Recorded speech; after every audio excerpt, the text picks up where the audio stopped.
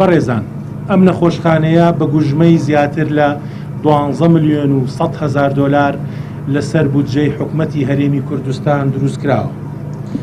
لە ساڵی 2009 بەردی بناغەی بۆ دانراوە و زۆربەی زۆری ئامێرە پزیشکیەکانی تەواو بووە. 275 کادری پزیشکی بۆ ئەم نەخۆشخانەیە لەم قەیرانەدا دامەزراوە. ئەمە ئەوە دەگەیەنێت کە سەرۆکایەتی ئەنجومەنی وەزیران بەڕێزان سەرۆک و جێگری سەرۆک ئەهەمیەتی تەواو دەدەن بە هەڵەبجەی شەهید و تەنانەت لە قەیرانیشدا هەڵەبجە لە پێش پارێزگاکانی ترەوەیە.